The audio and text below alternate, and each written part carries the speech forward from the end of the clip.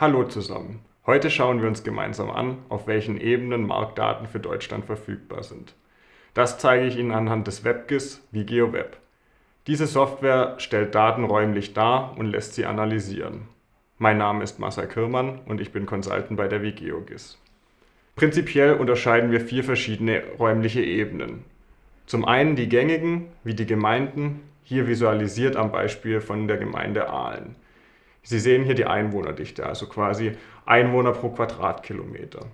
Neben den Gemeinden noch die Postleitzahlengebiete, die sehr, sehr gängig sind. Hier sehen wir auch wieder die Visualisierung Einwohnerdichte. Zusätzlich klicke ich aber jetzt mal hier in ein Postleitzahlengebiet herein, wo wir direkt sehen, wie viele Einwohner haben wir hier hinterlegt, wie hoch ist die Einwohnerdichte oder wie viele Haushalte haben wir hier.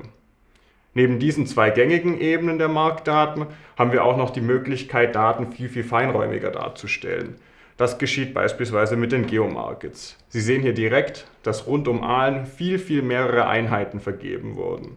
Ich zoome jetzt hier mal ein bisschen rein und suche mir hier mal ein Geomarket heraus. Auch hier wieder sehen wir, wie viele Einwohner hinterlegt sind, diesmal viel weniger, weil wir einfach viel kleinräumiger unterwegs sind.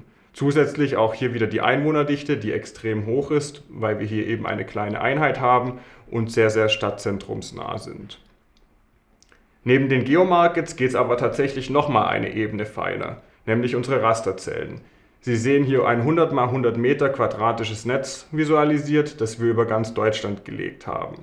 Sie sehen hier auch weiße Flecken, zum Beispiel hier oben oder hier oben. Das sind beispielsweise Wald- oder Wiesenflächen, wo keine Personen wohnen. Das ist auch der Clou an dieser Datensicht, weil wir die Möglichkeit haben, sehr feinräumig und sehr zielgenau Personen, Einwohner und Haushalte auszuzählen und Flächen freizulassen, wo eben keine Einwohner hinterlegt sind.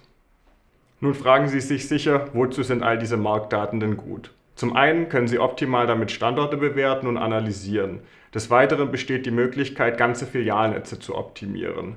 Zusätzlich haben wir die Möglichkeit, Kundenprofile zu erstellen und Marktpotenziale auf der Karte abzubilden oder zu analysieren. Für weitere Informationen zum Thema Marktdaten für Deutschland schauen Sie einfach unter unser Video. Die Marktdaten werden jährlich von uns aktualisiert.